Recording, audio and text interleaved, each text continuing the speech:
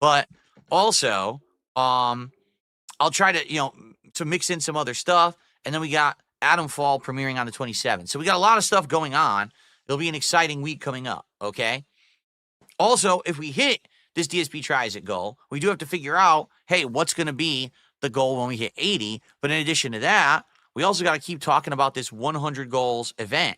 Because remember, I already told you guys I'm going to be doing an event around my birthday. I do it every year. It's an annual birthday marathon that we do that's really fun. And I want to do that again this year.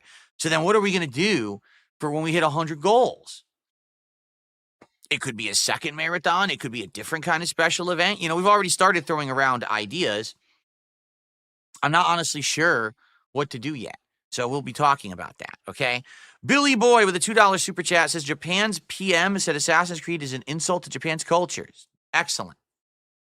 Excellent. I'm sure that's what Ubisoft was going for. I'll say this about the Japanese, all right? The Japanese can be pretty xenophobic when it comes to certain things, all right? Like, no exaggeration. If you go to Japan, there will be some businesses, not all of them. Some businesses will outright on the door say no foreigners allowed. Only Japanese can actually, be a customer of our business. And you'd be like, huh? Yeah, that's how they are.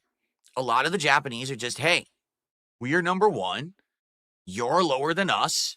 We're hot shit. You're not. Too bad. They don't give a shit about what you think. They just don't. That's just how they are, right? So if the Japanese have a very, proud feeling about their culture, and the first game of Assassin's Creed set in Japan has two characters that are not predominantly of their major focus culture, like a female ninja, insanely rare. Maybe there were a few, but certainly not representative of what actually happened in Japanese culture. A black samurai, there's really only record of one, and it's debatable if he really was a samurai or just an overglorified, servant that was used as a way of like, oh, look, march around. Look who's in my regiment, right? Look who I have and stuff like that. So, yeah, it's pretty silly that they decided that's going to be the first game. I'm not shocked if, anyone in Japan is looking at this game from the outside and saying, this is bullshit. If you're going to have a game based on Japan and its culture, then have a game based on Japan and its culture. And don't, jerk us around and have all this fringe stuff and try to prove points and be, let's have a talking point that we picked these outliers and these are the main characters of our game, right?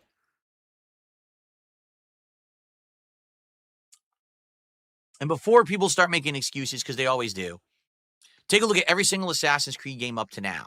Have there been distinct instances of Ubisoft stretching historical truth? 1,000,000,000% yes. Gee, I'm pretty sure that, at that time in England of Assassin's Creed Syndicate, there wasn't actually female gang members and leaders, right? But that was a major prominent part of the game. I'm pretty sure during the time of Assassin's Creed Odyssey in Greece that there wasn't actually a fucking Atlantean culture with gods and stuff that was okay, you gotta suspend your disbelief. It's a video game. But what they've tried to do in each game is try to, at the very least, be accurate to the time period.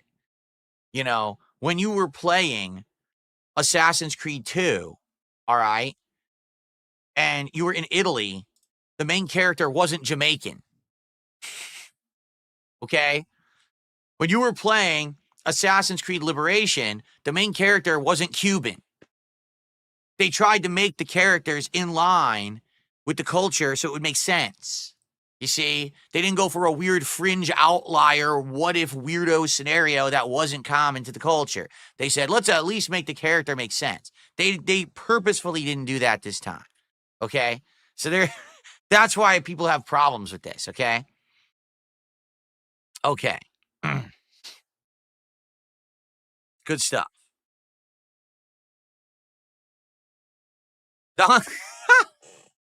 Don's Doom says, what if they're accurate to the time period, but then space aliens come down? Well, sure, that's fine.